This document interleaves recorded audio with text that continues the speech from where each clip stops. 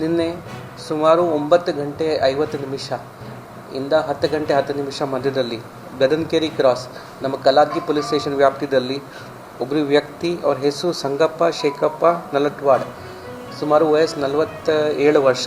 ಅವ್ರದ್ದು ಮರ್ಡರ್ ಆಗಿದೆ. ಅವರು ಅಲ್ಲಿ ಅವ್ರ ಮನೆ ಹತ್ತಿರನೇ ಒಂದು ಲಾಡ್ಜಲ್ಲಿ ಕೆಲಸ ಮಾಡ್ತಾಯಿದ್ರು.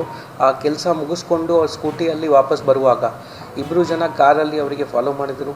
ಅವ್ರ ಮನೆಯಿಂದ ಸ್ವಲ್ಪ 20-25 ಮೀಟರ್ ದೂರ ಅದೇ ಓಣಿಯಲ್ಲಿ ಅವರಿಗೆ ಅಡ್ಡ ಹಾಕಿ ಅಲ್ಲಿ ಇರುವ ಸ್ಥಳೀಯ ಐ ವಿಟ್ನೆಸ್ ಅಕೌಂಟ್ ಪ್ರಕಾರ ಇಬ್ಬರು ಜನ ಆ ಕಾರಿನ ಹೊರಗಡೆ ಬರ್ತಾರೆ.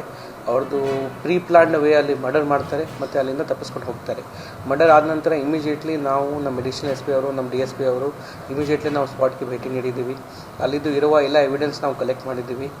ಇದು ಇನ್ಸಿಡೆಂಟ್ ಆದ ನಂತರ ಅವ್ರ ಬ್ರದರ್ ಕಡೆಯಿಂದ ನಾವು ಕಂಪ್ಲೇಂಟ್ ತೊಗೊಂಡಿದ್ದೀವಿ. ಇಬ್ಬರು ವ್ಯಕ್ತಿ ಅವ್ರದ್ದು ಸಂಬಂಧಿಕರು ಇದ್ದಾರೆ. ಒಬ್ಬರು ಹನುಮಂತ ರೆಡ್ಡಿ ಮತ್ತು ಅವರ ಮಗ ಕಿರಣ್. ಇವ್ರದ್ದು ವಿಕ್ಟಿಮ್ದು ಮಾವ ಆಗ್ತಾರೆ. ಮಾವ ಮತ್ತು ಮಾವಂದು ಮಗ ಆಗ್ತಾರೆ. ಇವರಿಬ್ಬರು ಮುಂಚೆ ಏನಾದರೂ ಲ್ಯಾಂಡ್ ಡಿಸ್ಪ್ಯೂಟ್ ಇರುವಾಗ ಅವ್ರದ್ದು ಬಾದಾಮಿ ಕೋರ್ಟಲ್ಲಿ ಸಿವಿಲ್ ಕೇಸ್ ನಡೀತಾ ಇದೆ. ಆ ಕೇಸ್ ನಡೆಯುವಾಗ ಆಗ ಇವ್ರ ಮಧ್ಯದಲ್ಲಿ ಡಿಸ್ಪ್ಯೂಟ್ ಆಗ್ತಾಯಿತ್ತು.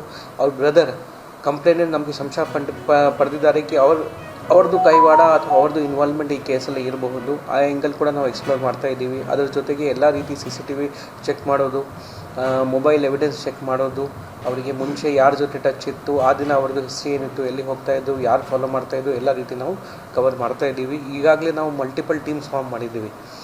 ಇವರಿಗೆ ಕೂಡ ಟಚ್ ಮಾಡ್ತಾ ಇದ್ದೀವಿ.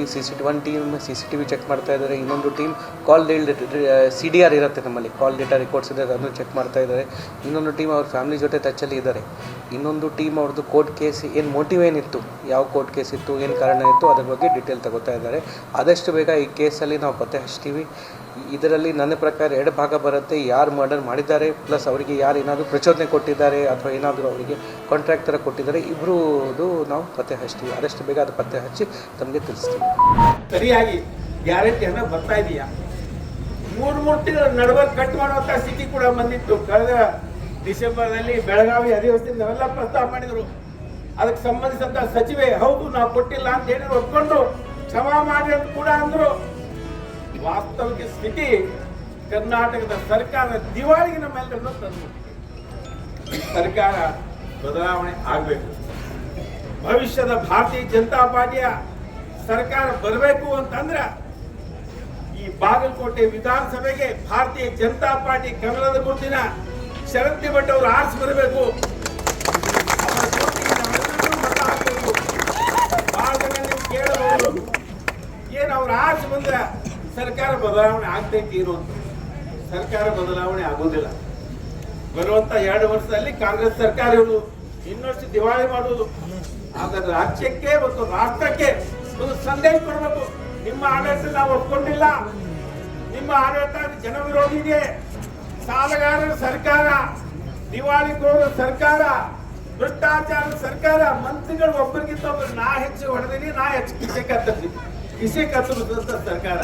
ಈ ಸರ್ಕಾರಕ್ಕೆ ಜನ ಸಂದೇಶ ಕೊಡಬೇಕಾಗಿದೆ.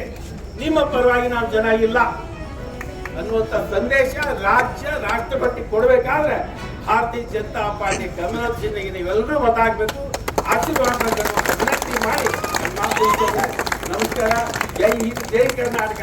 ಭಾರತೀಯ ಜನತಾ ಪಾರ್ಟಿಗೆ, ಕಮಲದ ಗುರುತಿಗೆ ನಮಸ್ಕಾರ.